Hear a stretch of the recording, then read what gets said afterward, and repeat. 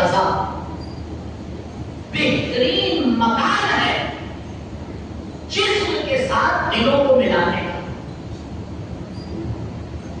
اور شہزاد یہ پریکٹس کی جگہ ہے کہ انسان یہاں پر سمجھے کہ فردی عبادت نہیں ہو رہی ہے، سماجی عبادت ہو رہی ہے.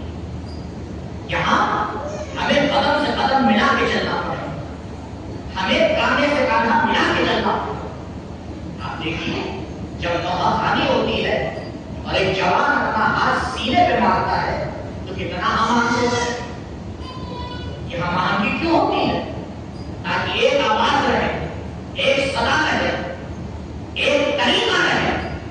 یہ سماج میں آنے کا بہت بڑا فائدہ ہوتا ہے کہ انسان اپنے آپ کو سنوارتا ہے، اپنی عادتوں کے اوپر کنٹرول کرتا ہے. اس لیے فردی عبادت اور ہے، سماجی عبادت اور ہے. پروردگار نے دونوں طریقے کی عبادتیں ہمارے لیے رکھی تاکہ ہم دونوں میدان میں ترقی کریں. مجھے آج سے لے کے اگلے 9 دنوں تک فردی عبادت سے کوئی کام نہیں، سارا ہمارا کام ہے سماجی عبادت. سماجی عبادت آپ بتائیے قانون کی محتاج ہے یا نہیں؟ فردی عبادت کو اتنے قانون نہیں چاہیے ہوتے، لیکن سماجی عبادت میں بہت قانون چاہیے. کیوں؟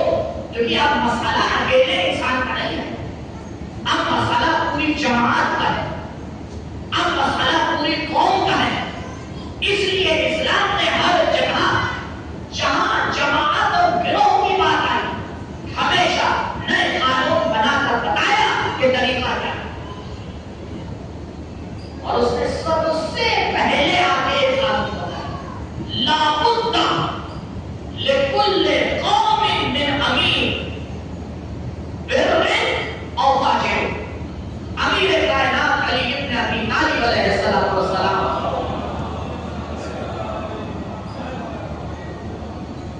مولا فرماتے ہیں جیسے ہی چند لوگ جمع ہو، لابد لکل قوم، عربی میں قوم جماعت کو کہتے ہیں، جہاں ایک قوم ہو، جہاں کچھ لوگ اکٹھا ہو.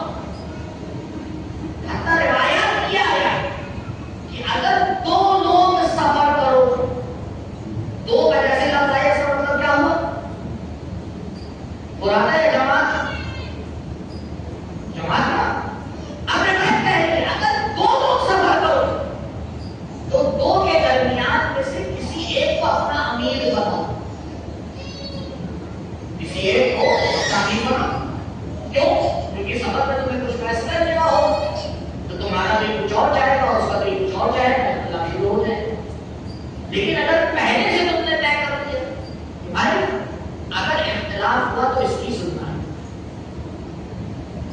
تو اختلاف ہوگا لیکن بڑھے گا نہیں، بڑھے گا نہیں گا. تو جیسے ہی جماعت کی بات آتی ہے، جیسے ہی قوم کی بات آتی ہے، اور اسلام آ کے قانون دیتا ہے کہ دیکھو اگر چند لوگ جمع ہونا تو یہ نہ کرنا کہ ہر کوئی اپنے حساب سے چلتا ہے.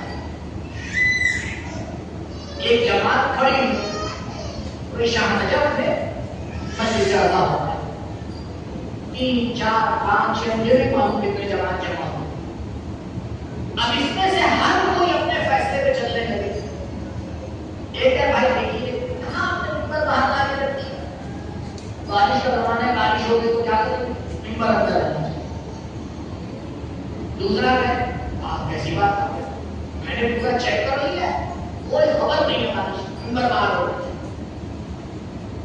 ایک نے کہا مائک فلاں سے لگوائیں گے، اس سے لگوائیں گے.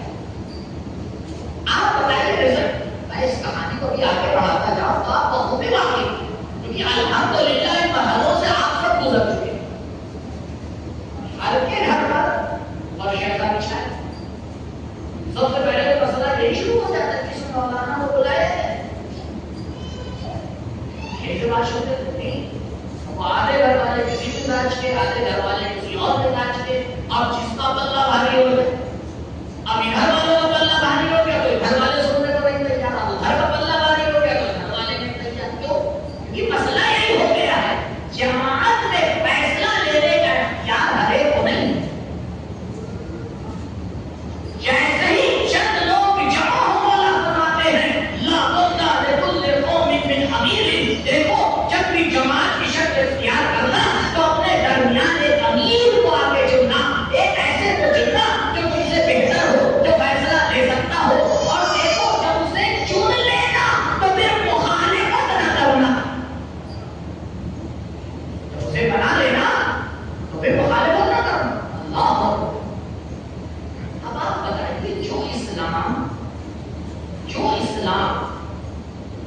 چھوٹے سے گروہ کو بغیر امیر کے نہ چھوڑ رہا ہو، وہ رسول کے بعد پوری قوم کو بغیر امیر المومنین کے چھوڑ دے گا؟ آپ بتائیں ممکن ہے؟ آپ نے غور نہیں کیا؟ میں نے جو آج خطبہ پڑھا، میں نے خطبے میں جو ہم نے پروردگار کی وہ 6 فکرے میں نے انتخاب کیے تھے خطبہ غدیر سے۔ کیوں؟ کیونکہ کائنات کا سب سے سیاسی ترین خطبہ خطبہ غدیر ہے، سب سے سیاسی ترین خطبہ۔ اگر کسی کو سیاست کے اصول سیکھنا ہے تو آئے خطبہ غدیر کا مطالعہ۔ خطبہ غدیر میں نبی نے ہر چیز کو سمجھایا اور